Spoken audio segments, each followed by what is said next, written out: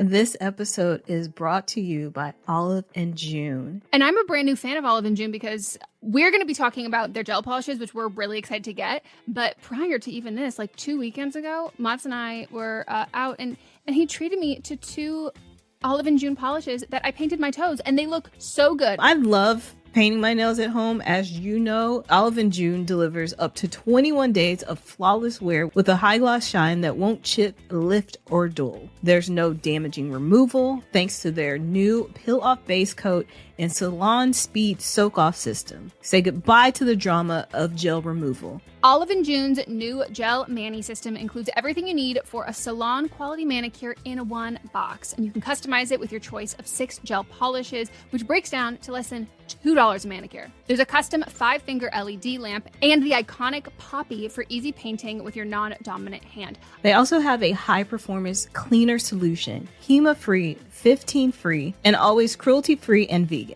I used to be a huge salon manicure kind of girl. Like, I was getting my gel every couple weeks, and I have to say, like, when I stopped doing that, I realized how much more of my life I had back. Yeah, I have to be honest. I used to think that going to get a manicure and pedicure was relaxing, but I don't know what happened in the last few years, but it was a sudden shift. It does not feel relaxing anymore. It just kind of feels like I'm being pushed around and I have to leave. And that is why I switched to doing my nails at home. I have to say, I think I'm probably the most excited for the peel off base coat, because that has been like the thing that has stopped me prior to this from getting into doing an at-home gel manicure. Yeah, my nails actually got pretty damaged too because of all the scraping. And I asked him to stop doing that at the nail salon, and they're pretty resistant to that. So I like that I can be at home and, control that myself. I'm also really looking forward to all the shades that they have. They have 60 plus best-selling colors. I'm so excited. CV red is like that, like perfect orangey red, which is like my favorite shade to wear. Visit oliveandjune.com/blame me for 20% off your first Olive and June gel mani system. That's oliveandjune.com/BLAMEME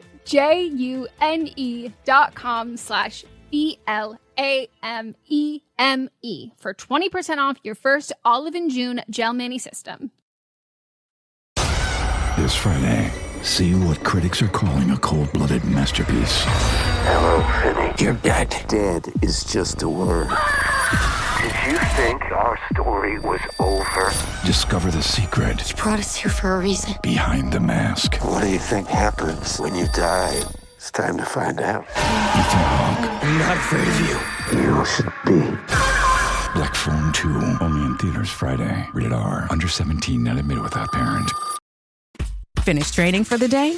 Time to fight post-workout fatigue with Core Power Protein Shakes. They're packed with 26 grams of high-quality protein to build muscle and electrolytes to help hydrate. The nutrition you need to help your body replenish, rebuild, and repair post-workout so you can power on to the next one. Champion your recovery with Core Power. Visit corepower.com to learn more.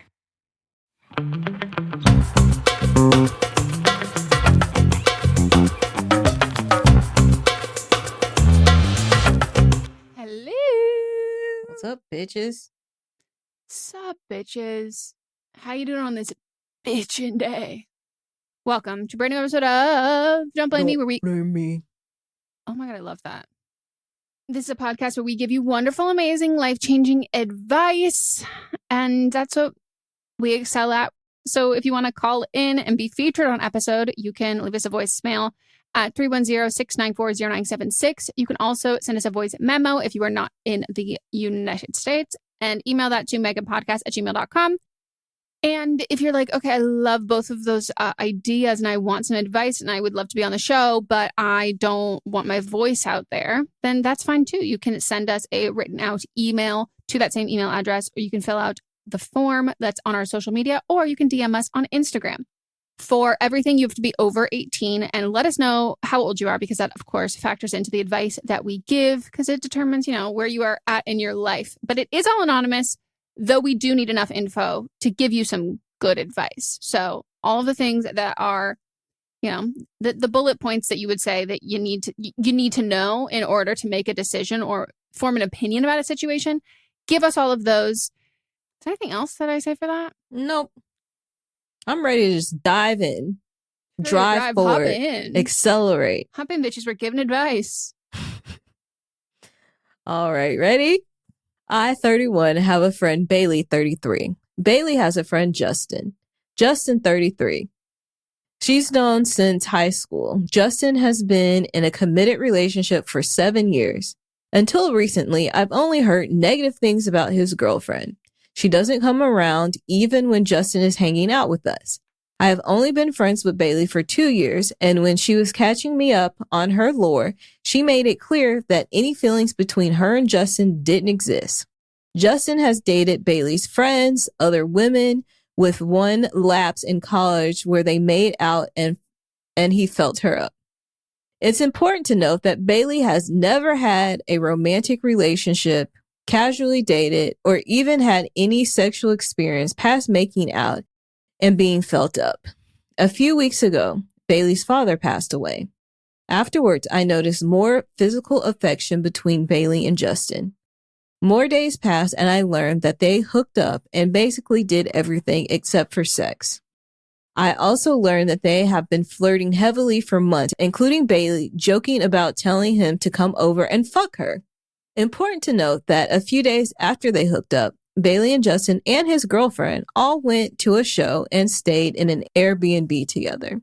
I have come to accept that because of this and other reasons not being shared for the sake of word count, I have to end my friendship with her. Because of our group dynamic, I do have to be clear and make this decision known to her. But out of the smidge of respect I have left, I'm worried about timing due to her father's passing. How or when do you think I should tell her we're breaking up? Thank you for writing in. This is it's not really a conundrum. I don't think the timing of her father, like, yes, he did pass away, but that didn't stop her from being the other woman. Yeah. At all. Grief makes people do weird things. Did you ask for any of this information or was this just given to you? Because, like, I think it was given to her. Yeah. This to me is like one of those things of being like, maybe this is a toxic advice, but like I would start by just like ghosting. And if she asks like what's wrong, like, or like why are we not hanging out, like I would like really just like give it a really good effort to just fully ghost. She said that because of their friendship group dynamic, she can't do that. So I'm guessing there's other friends in the group. Oh, okay, because you're not going to be friends with either of these two people anymore. Yeah, but I think there might be other friends in the group that she might still want to be friends with, but she can't just like ghost her Bailey because she's going to be coming around. So she has to be clear. How much do you like these other friends? Because like, what do you say? You just say like, I mean, I'll be frank. I don't think you need. I don't bring up her father's passing. Like, I just think that shouldn't. I think it's just the writer is just trying to be considerate that her father passed and doesn't want to be another person that has left her life. I think if you want to leave her life to the point where like you're like, I gotta do this despite the timing of it, and like for all these other reasons I can't be friends with her anymore, I think it's kinder to stop being friends with someone when you know you can't be there for them and like you can't be a good friend than to like stay out of feelings of like obligation, and then you just become like a shitty friend, and like psychologically that fucks with the person on the other side. So like I think just being like, hey, I wanted to have a conversation with you because we have been friends for a while and we share a bigger friend group and I feel like I owe it to you. But because of X, Y, and Z, the things like I'm just thinking that like we're not compatible as friends the way that we once were. And like I don't harbor bad feelings towards you or anything like that. And I'm sure I'll see you around in like group settings. But like I think that we are better off as I don't think you need the last part about we're better off. It just needs to end with, I don't agree with what you're doing and I don't want to be your friend anymore. Mm-hmm. Also, they've been together 7 years, him and his girlfriend. The girlfriend she never comes around, but the three of them went on a trip together. And then also, who has been saying bad things about her? Was it Bailey? Was it Justin? Was it the combination of the two of them? I also am curious about like the tone in which she said like nothing ever happened between like we're just friends, because like that to me is giving like if you like wanted to hook up with him you could, and it's like okay, well, I'm not interested in. No, I'm just saying that like we've like no, like I have no interest, and I'm like okay, you're like stressing of the no interest that you have in him is giving me that you have a lot of interest in him. So yeah, this seems like you stumbled upon a complicated dynamic. But, another way you could just do this, you could get this over with real quick. Tell the girlfriend, and then they'll cut you off. And then you're a girl's girl. Yep. And maybe she's got some other cool friends you can hang out with. Now I'm like, the three of them went on vacation together. They stayed together. Because maybe the girlfriend knows. And then you can still say friends because then it's ethical. Yeah, and then you're like, oh, turns out you all wanted to do this too. Yeah, that's the move. Tell the girlfriend. Yeah. If the girlfriend already knows, you can stay friends. If she doesn't know, then the friendship is ruined anyway. So win-win. I think that's the perfect way to do it. Ooh, I love it. You just like you plant the seed and then you go, I don't know, whichever way it goes, I'm getting the outcome that I want. Yeah. But boy, is this complicated. Also, they are too old for this. Like, what? Yeah. I just can't imagine having like a big friend group into my 30s and one of the people there has like a girlfriend for 7 years and like we just don't see her. Right. Huh? Does she go to school in a different... She goes to school in a different town. You wouldn't know her. She's Canadian. Like, what? I have a question. Is this the same friend that you wrote in to us about before? Or in the same friend group? All right. We're going to take a break. When we get back, we'll get to the next one.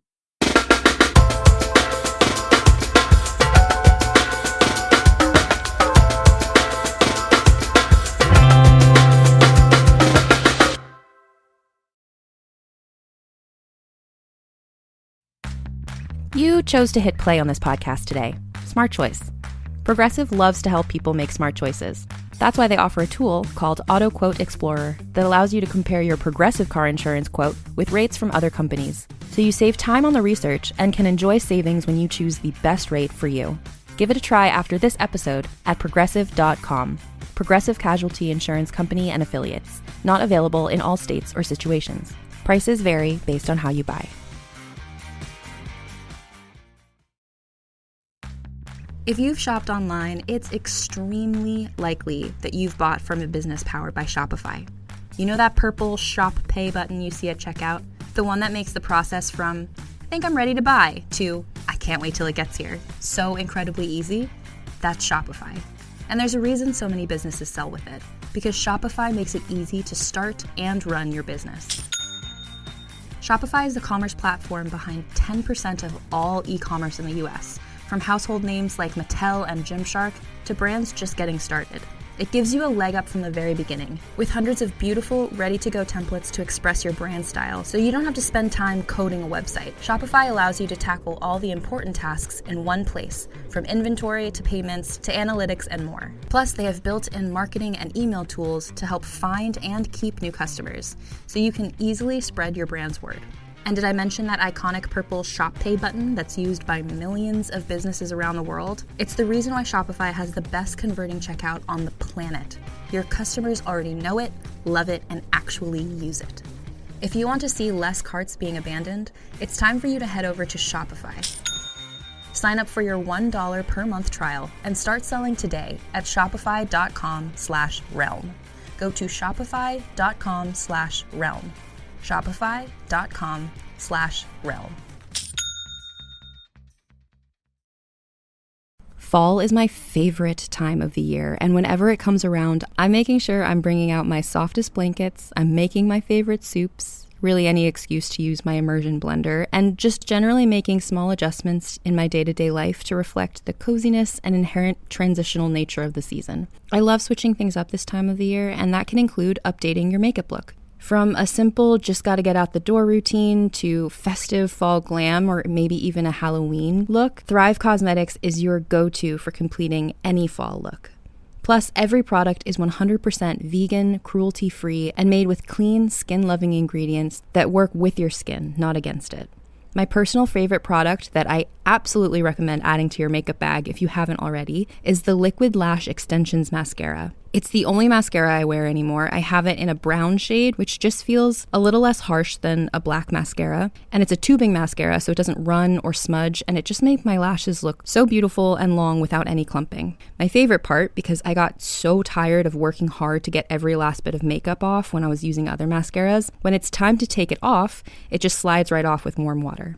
And something I love about Thrive Causemetics is that purchasing their products does more than enhance your own glow. With every purchase, Thrive Causemetics makes a donation to numerous causes, and they've given over $150 million in product and cash donations to more than 600 giving partners, so it really is beauty with purpose. Whether you're doing a total overhaul or just making the tweaks in your life to feel in line with the season, complete your fall look. Go to thrivecausemetics.com/thrive for an exclusive offer of 20% off your first order. That's Thrive Causemetics, CAUSEMETICS.com/thrive.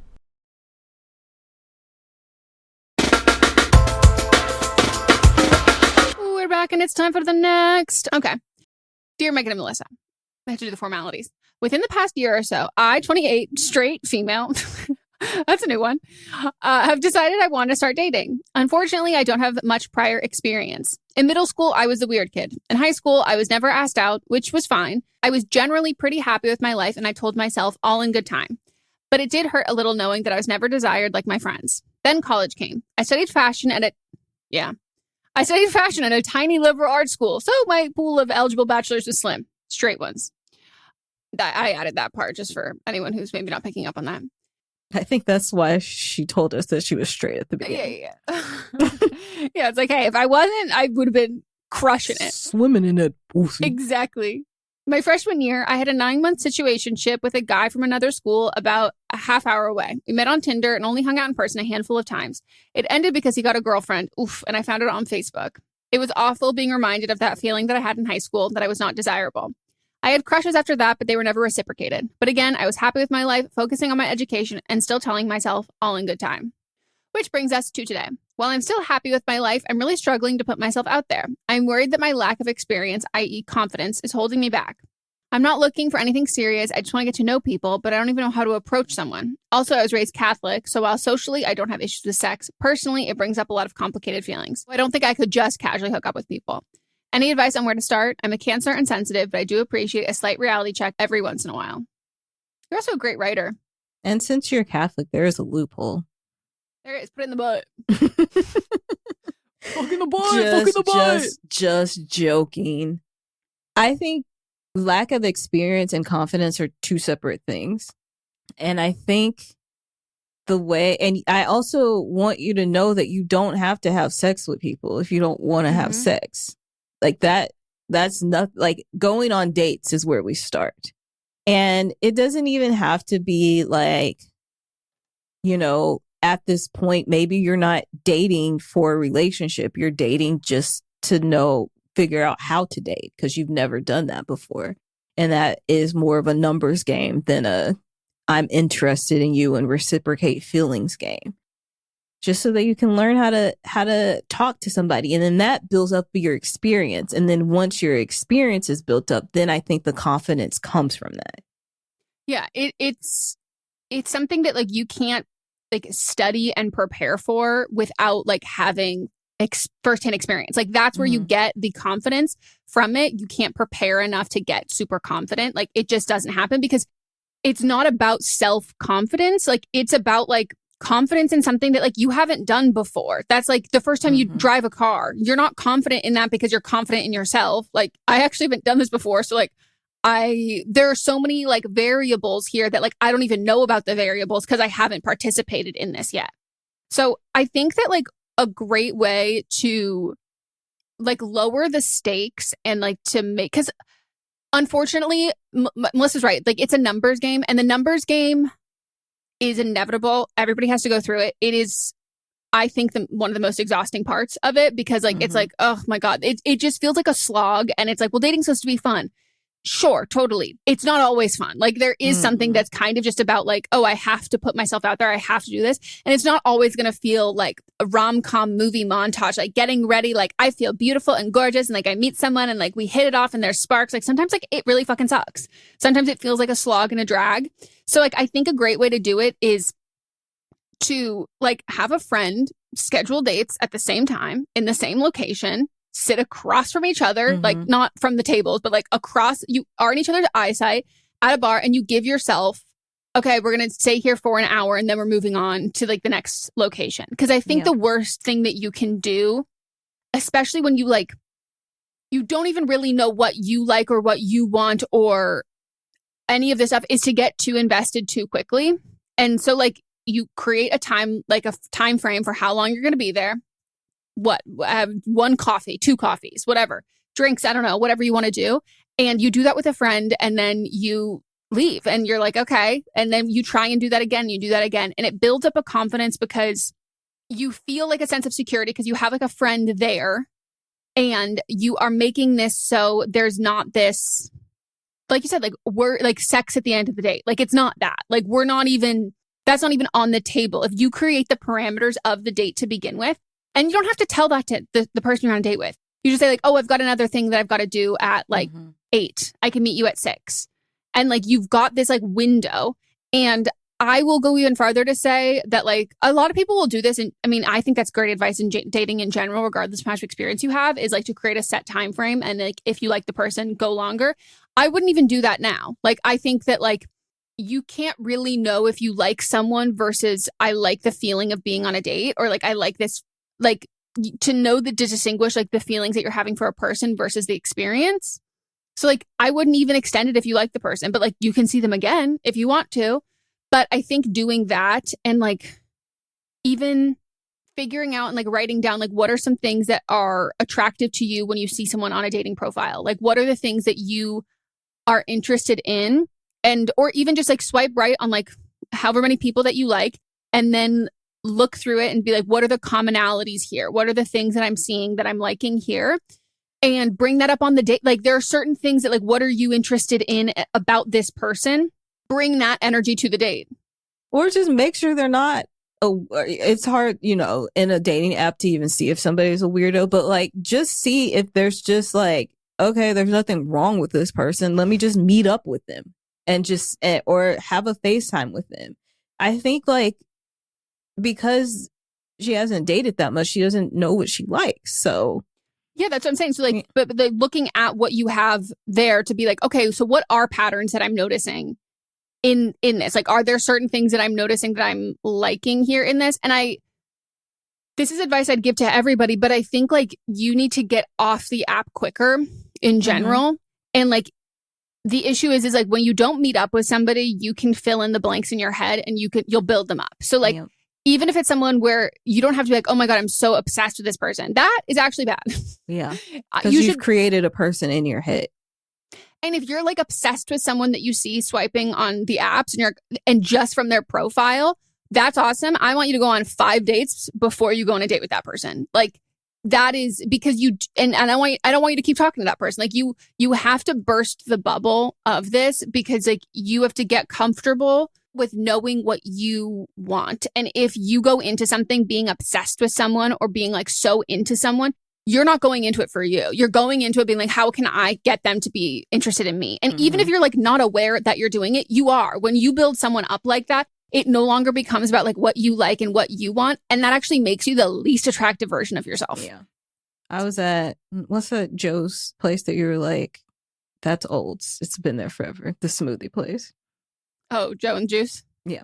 So I was at Joe and Juice and this girl was there and she was talking so loud and the music is already loud in there. So the fact that I heard her whole conversation and she was on the other side of the place, she was talking very loud. But as somebody that's nosy, I was loving hearing what she was saying.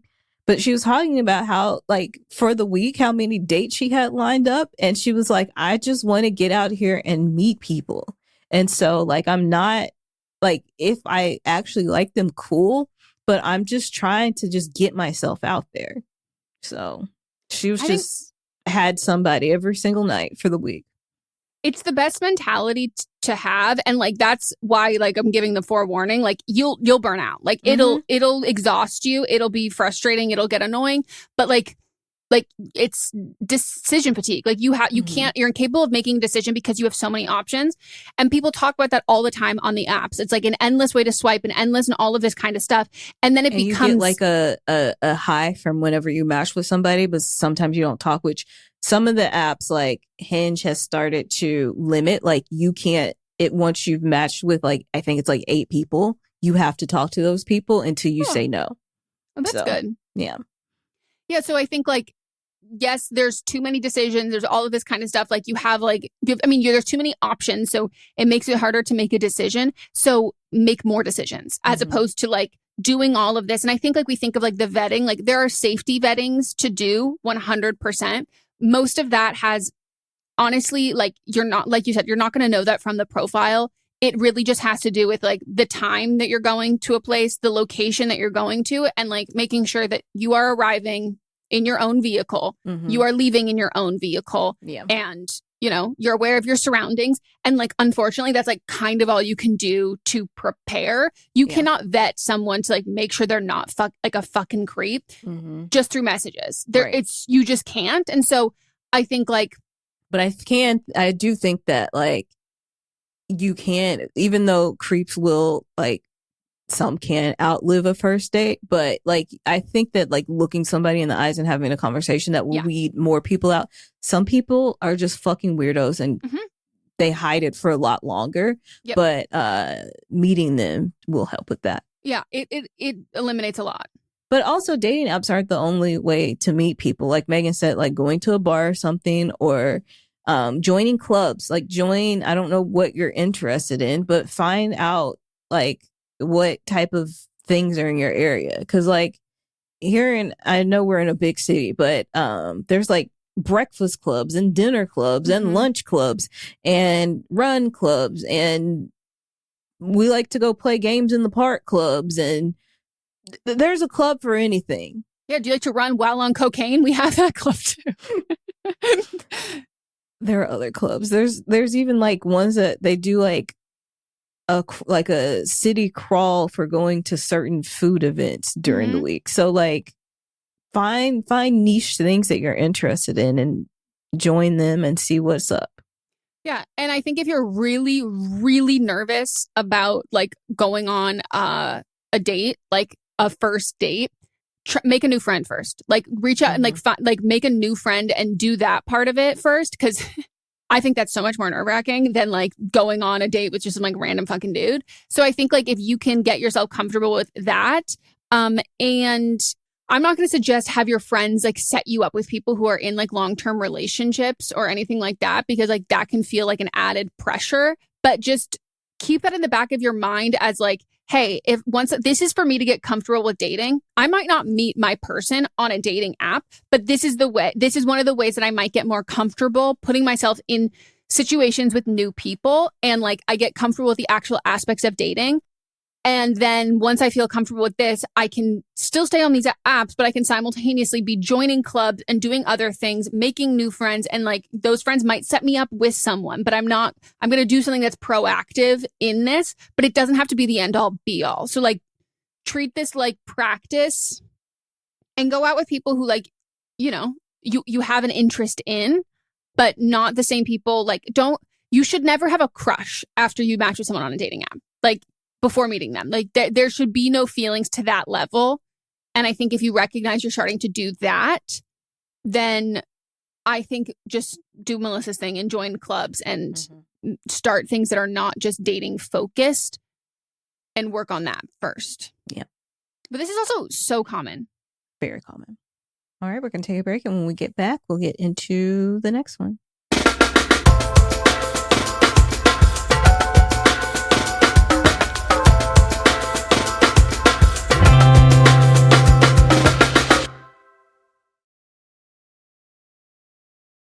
This episode is brought to you by LifeLock.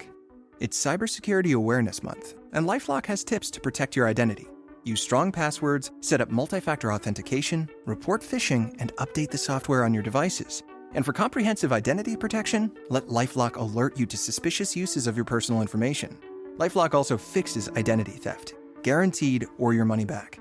Stay smart, safe, and protected with a 30-day free trial at LifeLock.com/podcast. Terms apply. Shaq here, spinning fast-acting pain relief with Icy Hot. Ice works fast, heat makes it last. Icy Hot, you're so back.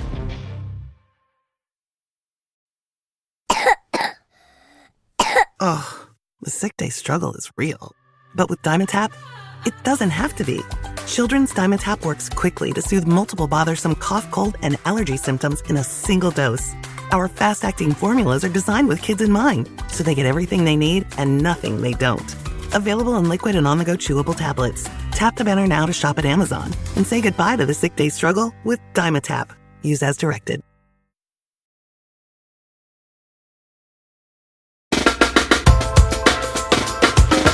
We're back and it's time for the next one.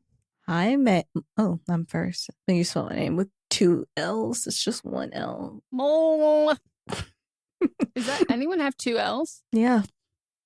When I tell people my name, I say 1 L, 1 S because there are some people that. Whoa. As a Megan who has an extra letter, when I see anyone who has more than my letter, I go, I already have too many letters in my name. How are you surviving? The MEAGHAN is a lot. No, that is like so deeply. Your last name better be like Lou, like something like 3 letters maximum. Yeah. All right. Hi, Melissa and Megan. Oh, she also spelled your name wrong too. Stop. What do I get? An No extra? H. No H. No H. So Yeah. you got longer, I got shorter. Uh-huh. Okay. Love it. Keeping us on our toes. I am a 25-year-old female and have been dating Joel, 24-year-old male, for 2.5 years now. We moved to a new country 5 months ago, and I'm struggling with knowing how to support Joel and keep myself happy too. Joel had a hard time finding work and had some health problems, but is completely okay now. We have both had a hard time adjusting to the new country and with our living environment. Recently, although everything has started working out for us and we have settled in, it feels like Joel is also saying he is tired and doesn't want to do anything and is in a bad mood. Same. It really brings me down, especially when I am excited to see/hang out with him after work and on weekends.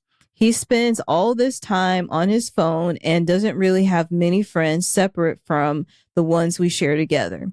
I want to help him and be there for him, but I don't know what else I can do. I am feeling fed up with always having to bring my mood down for him because it often feels like I am my happy/energetic self. It's too much for him. And the too much is in quotes. I also feel guilty with my frustrations as I feel I should be more sympathetic and supportive. I went through a rough patch emotionally when we first moved, and he was really good at helping support me through that. So I wonder if I am being very selfish about all this possibly. Let me know what you think. You can be harsh. I mean, so if you're saying that you went through a rough patch when you first moved and he was really good at helping you through that, it's seemingly like, are you just not implementing the same things that he did for you? Or I assume you're doing the same things that he did for you and it's just, there's no improvement and it's just not happening. And it also seems like, you know, you say you feel, it often feels like if I'm my happy, energetic self, it's quote unquote too much for him. I don't know if you mean too much in like, you're just trying to like give us how you're perceiving it, or if like you're using quotations because like he actually said that. Because I think, you know, he sounds depressed, which like is fine. Like that's normal, but like it doesn't have to be that way. I think like your job as a partner is to like let him know that like, hey, I think you are depressed and like that's okay, but it doesn't you don't have to stay like this, and there are things that you can do, and it's not going to be like a magic wand to like wave it and fix it. But I think, you know, there are things that you can suggest and implement, and if that's not something that he wants to do, then I think it's like, hey, I think I'm out of my capacity of how I can help you, and I want you to be happy. And I think that like ultimately you want yourself to be happy. And when we've kind of exhausted everything and we've tried everything, if we could just turn that switch back on, like if you could, you would. And like, that's something that like my therapist was so great about, where she's like, if you couldn't solve this yourself, you already would have. Like, nobody wants to feel shitty. Like, you will do anything in your power psychologically. Like, it's a human response to be like, I don't want to feel like this. And like, if you're staying in that and wallowing it and feeling and all of that kind of stuff, it's like, well, that's because everything else hasn't worked. And so that's when like a professional, you work with that, because I think, he might hate his job.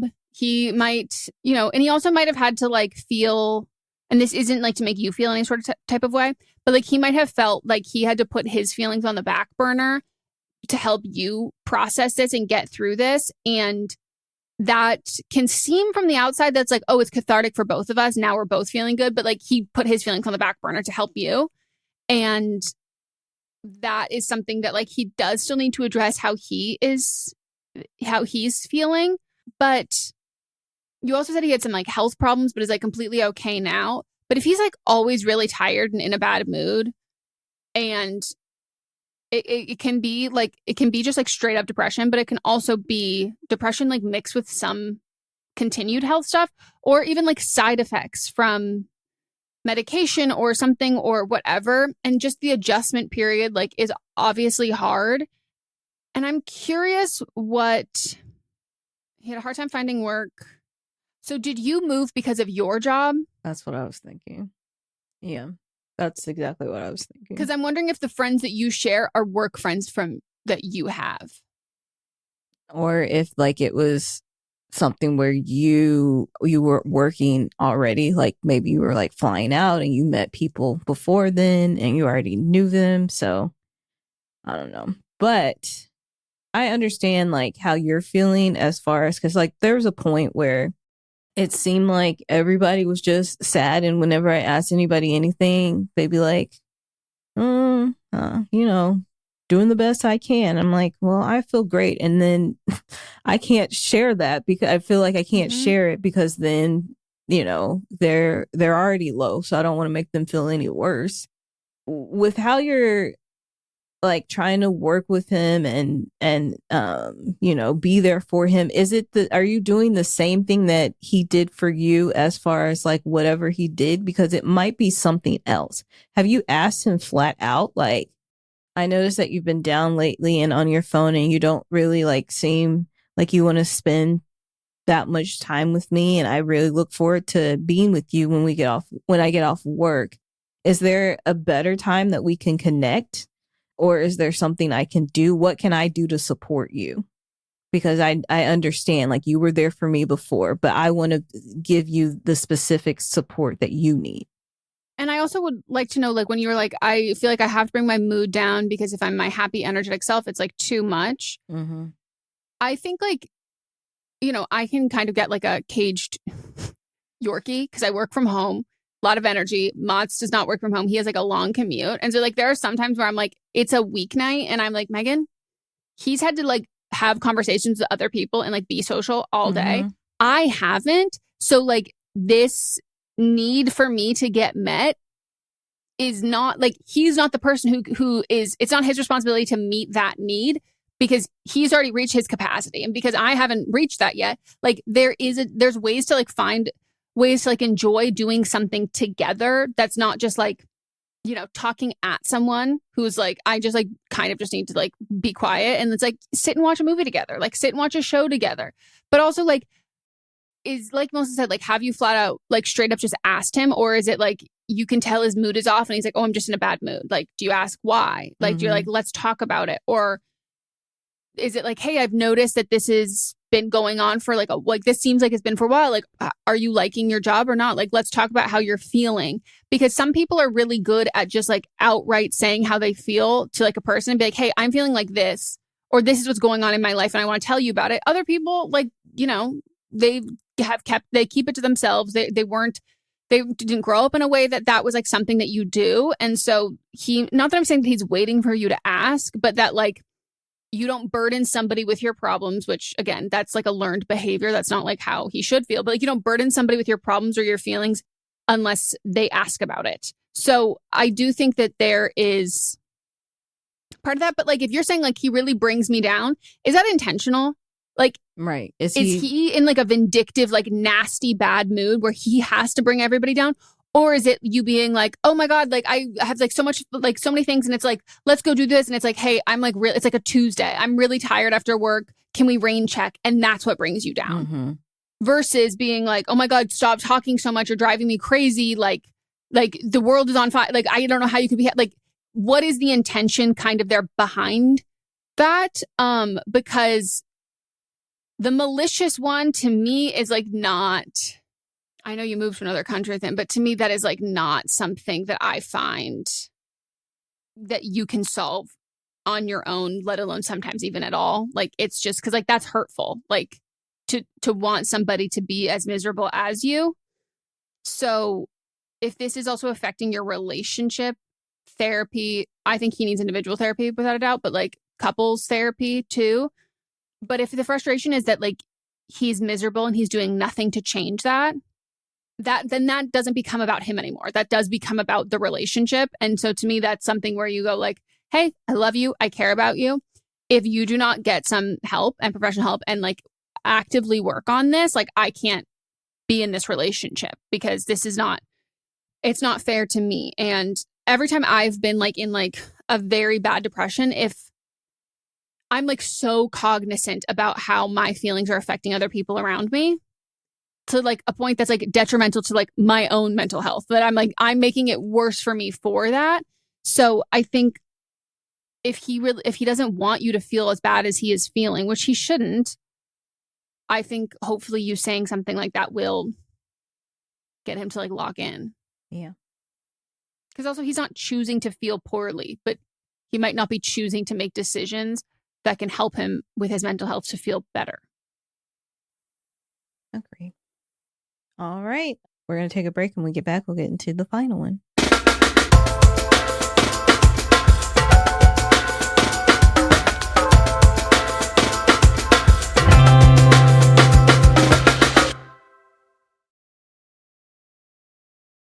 This podcast is brought to you by Carvana. Carvana lets you buy your next car on your terms. Explore a massive inventory online, filter for what matters, and find your perfect match. Then choose delivery to your home or pick it up at one of Carvana's iconic car vending machines. Every car also comes with a 7-day money-back guarantee, so you can make sure it's the right fit. Buy your car on Carvana. Delivery or pickup fees may apply. Limitations and exclusions may apply. See our 7-day return policy at Carvana.com. Carvana. You don't technically need this car. You say that out loud to yourself. You say, I have no space. You say, I'm just looking. Then you click. Then you zoom in on photo number 87 and whisper, oh no. Then you text a friend, the one who always enables you. You say to yourself, this is the last one, knowing it is not. You don't need this car. But maybe, just maybe, this car needs you. Bring a trailer. It's never just a car.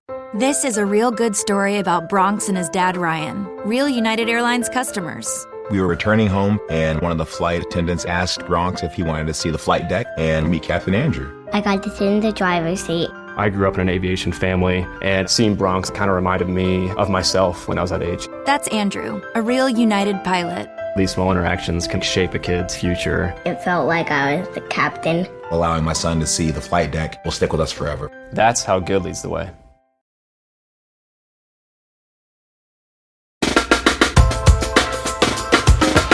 We are back. Last one. You're up. The way that this is written, I'm like obsessed with. Hey, Meghan and Melisa. I'm 32, she, her. My best friend is 38, she, her. We've been best friends for 5 years. She's awesome. Very sweet, very kind, very funny. I can tell her anything and she doesn't judge me. We've always had a good time together, and we've aligned in our ethics and morals. I'm worried about where this is going. I'm worried I'm going to relate. We've always aligned in our ethics and morals. I genuinely couldn't ask for a better friend. Bonus, she's pretty famous in a specific community. I love my famous friend. Sorry, she didn't say that. I love going out with her. Oh my God, no, she did say that. I love going out with her because we get a lot of free stuff. And it's funny when someone, say, a man who is out with his family, recognizes her. Oh, she does OnlyFans, definitely. But can't seem to place where they know her from. We always get a good laugh out of it. She's an award-winning adult film star. What I need advice on is other people in my life judging what she does for a living, mainly other friends and my parents. I obviously don't care. She loves what she does, and she has a contract with a woman-owned production company that makes sure she's protected and taken care of, and she also does OnlyFans. She is very proud of what she does, so it's not a secret. I don't want to tell other people in my life just fuck off. I love them as well, and I don't want to end my relationship with them. What I want is for them to understand that she's a whole person, that doing porn doesn't make you a horrible human being. How do I go about doing that? Have you asked her how she handles it? Yeah. Yep. My thoughts exactly. Because without a doubt, like, she receives this from people in her life. And I know you're like, I don't want to say like, fuck off. But I think most likely what she will tell you is like, some people just, they have their feelings about it, and that's not going to change. And like, are those feelings deeply hypocritical if you like look into their own lives? Yes. Are these feelings logical? No. But they are feelings. They're just feelings. And if they're not like actions, and they are not like saying and doing things that are harming her, if she's cool with either like, I don't know if these people are like, if you're in social situations with them together, for sure. But I think like if you have a birthday party. Yes. Like if she's comfortable being there for that, then that's her own prerogative, and that's like her own choice. And I think she should tell you how she deals with that. But I think like there is like morally, ethically, like when it comes down to it, if these people are like just not okay with her presence and her existence, I think you should get a little more comfortable with the fuck off mentality. Just because why are we talking about her job? Like, why are we talking? Like, why do you want to talk about like it? A thing where her parents are like, you know, what does your best friend do? And then she tells them, and then their parents are judging because of that, instead of like just knowing that this is a job she clocks in and clocks out of. Yeah. Well, I guess I wonder like what's like how long are these conversations? Like, is this circling back? Because like, I will be real, I do think you should say fuck off if you have like a little brother who's like, I think sex workers don't deserve rights and they deserve to die. When he is 100% watching porn. Yes, that is like a fuck off response. But I think on the other side, I think if you are like looking to be able to like tell your parents, be like, oh my God, the funniest thing happened to so-and-so last weekend. Like they are just not the right audience for certain kinds of stories and specific kinds of things. Like, to me, this shouldn't be an ongoing conversation, because I think if it's an ongoing conversation from them, I do think we get into the malicious territory quite quickly. And then I think it does get into, okay, you need to tell them to fuck off, because the ethics and morals might not be aligning with your family there, or being like, we need to stop talking about this. Like, what is your, like, I also think embarrassing people being like, what is your obsession with sex work? Like, are you just like, is that something you've always dreamed of doing? Like, did you always want to like, do you like filming videos of like, I would get, well, maybe because I don't have a relationship with this like it, but I'd be like, so you and mom just like love filming yourself. Like literally, I'm like, should I make you so deeply uncomfortable? But I just don't think it should be a continued conversation, because like, you're an adult. The people in your life are also adults, and your friend is an adult. Like, there's just, once we've gotten past it, like, this is what you do for work kind of a thing. If they're being like, so how many guys has she like railed in a night? Be like, how many have you railed in a night, Dad? How many dicks have been in your ass, father? Like, I'm trying to, I've been friendly with some adult film stars in my day, because like they were guests on podcasts and we just kind of vibed. And then like one of them was a lot older, and she just would randomly text me at any time, and she'd just be like, "Hey, just wondering how you're doing. How's it going?" Like, nice. Yeah, she was very nice. But like, I think, and the thing is like the conversations that we would have just like in life had nothing to do with what her profession was.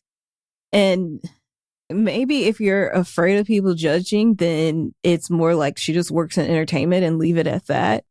I don't really care about like what most of my friends do like for work. Some people, I don't even understand what their job is. Avia, she works at Amazon. Oh, yeah. I don't know what she does.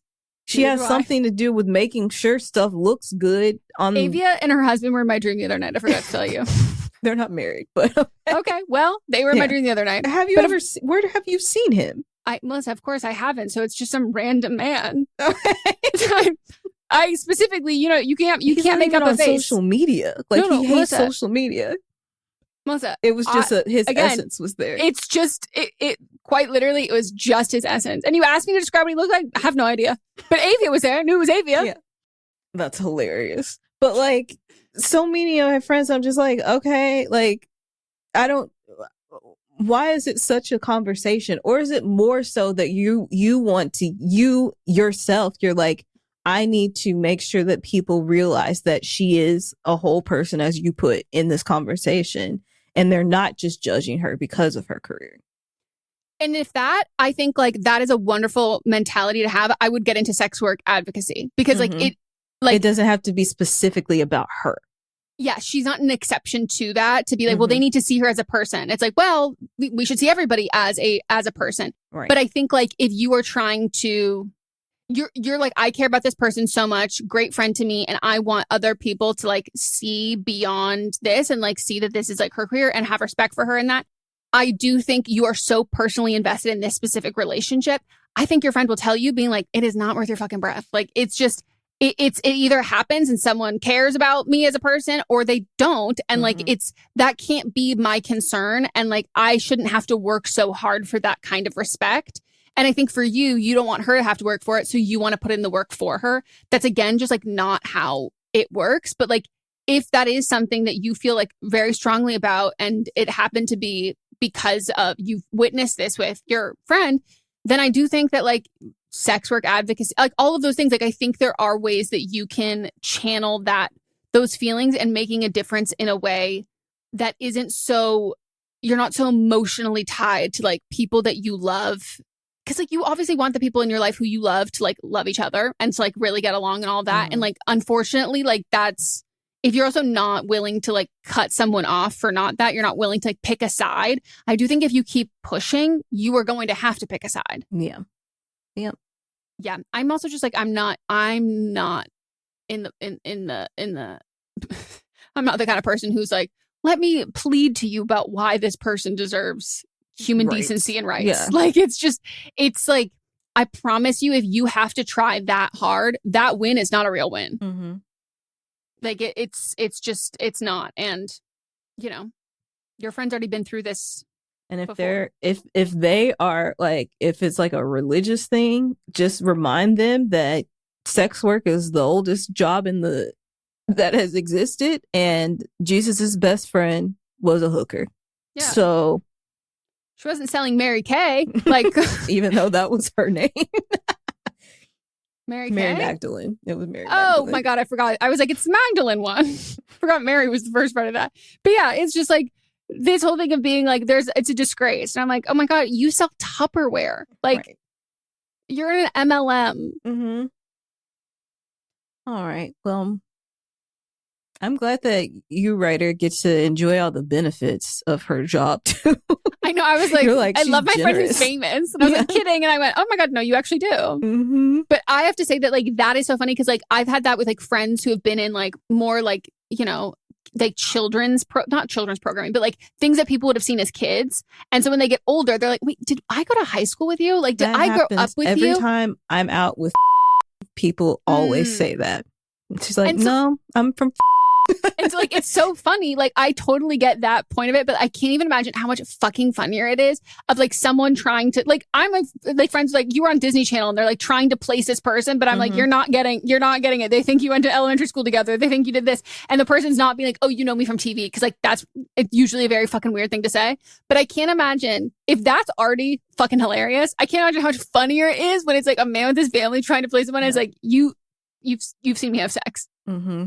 Mm-hmm. Mm-hmm. That is, and I'm sure it's some of them at some point it clicks do. and they go, And then actually, thought you were someone else. Never mind, fine. Mm-hmm. And then book it. Oh, that's probably so fun. What kind of free stuff do you get? Like where like is she like big in like Jamba Juice like worker? Yeah. Like what's Maybe. her?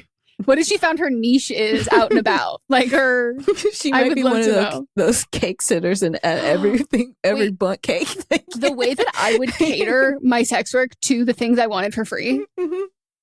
Genius. Nothing bunt cake. I said every bunt cake. Yeah. Hey, But y'all knew what I meant. Yeah. Every bunty gets a bunt. Bunt. It's good cakes. Okay. All right. Well, thank you for joining us. We hope you all enjoyed. You can always leave us a review for the specific podcast episode if you would like, or just for the podcast in general. Be like, oh my gosh, I love them. They're so lovely and beautiful and gorgeous. And if you're like beautiful and gorgeous, I only can hear these beautiful, gorgeous voices. Well, you can join the Patreon. You can watch a video version of the podcast. You can also listen there ad free and write in so we can give you some advice in your life, help you out. We are getting into spooky season. Do you have any Halloween advice you need? Megan's got some merch. Do you want to talk about your merch? Are you going to let me put it out? You can put it out. I won't be wearing it. I need to see when it'll ship.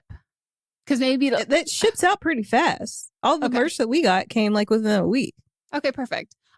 We are going to be releasing a Halloween exclusive limited edition. There are not going to be that many variants. Don't worry. What we're putting out. And it is.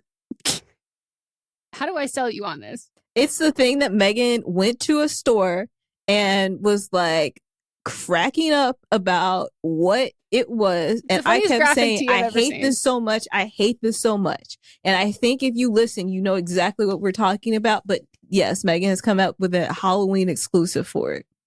And it's Halloween specific because we did find a way to A, make it so we're not copying someone explicitly, which I don't even know if they own the trademark on it. And B, it fits the holiday. And we also thought Melissa would like it a little bit more. Stop saying we is you. We workshopped it on the Patreon though. We did. So if you're thinking what I'm thinking, it's there. It's coming. Get ready. It should be. I feel like you have to put it out right now. It's there. Okay. Like it's the link is in the. I need to know what color variants people like though. It's Halloween, black and orange. Okay. Tell me which font you like better though. Megan, this is your project. I've been asking you for months to do the other merch. And this is what you send me a link. I was like, oh, she finally finalized the other stuff. And I clicked and this is what I see. Okay, I'll pick it and it'll be up by the time this is out. Yeah. Get yourself some. I definitely want to do a black on black one. So it's like a little, more subtle in case you're like, you don't want someone to like see what I don't know how many people will actually be out wearing these, but. No, it's a good PJ shirt. and I made sure I picked like the softest brand for that reason. Okay. Well. Happy Halloween. Join us tomorrow for Fisting Friday, Monday for But Am I Wrong, Tuesday for See You Next Tuesday, and then we'll be back for a new episode of Don't Blame Me. Bye. Goodbye.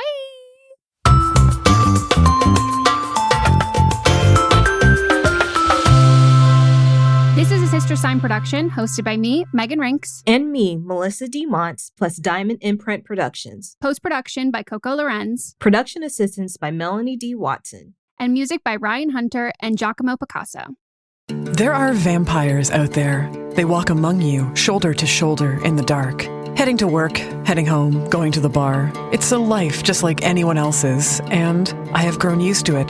To the darkness, to the moon, to the taste of blood on my tongue. But vampires are dying out. We are a fading kind, and I am the first one created in so long, and that is a dangerous thing to be.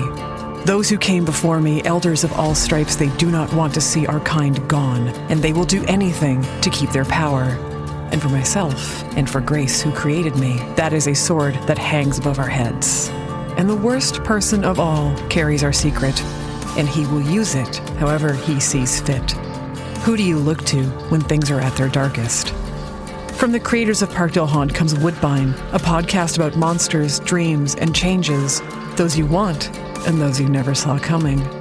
Season 2 arrives September 24th, distributed by Realm. Hey, Michael. Hey, Tom. Okay, so you want to tell him, or you want me to tell him? No. I got this. I want people out there. Yeah. People, lean in. Get close. Listen, here's the deal. We got big news. We got monumental news. We got snacktacular news. Yeah, after a brief hiatus, my good friend Michael Ian Black and I are coming back. My good friend Tom Cavanaugh and I are coming back to do what we do best. What we were put on this earth to do. To pick a snack. To eat a snack. And to rate a snack. Scientifically. Emotionally. Spiritually. Mates is back. Mike and Tom Eat Snacks is back. A podcast for anyone with a mouth. With a mouth. Available wherever you get your podcasts. From the darkest corners of our imagination comes a game show that's more ridiculous than terrifying. Welcome to Tickled to Death, the horror comedy game show where nothing is sacred, everything's a little unhinged, and the only thing more cursed than the questions are the jokes. I'm Roz Hernandez, your fearless host, and each week I'll be leading a brave group of guests through twisted horror trivia, improv games, and enough sarcastic banter to make you question all your life's choices. So come for the screams, stay for the snark. Listen to Tickled to Death wherever you get your podcasts, and hit follow unless you want the show to follow you. In the meantime, don't get tickled to death.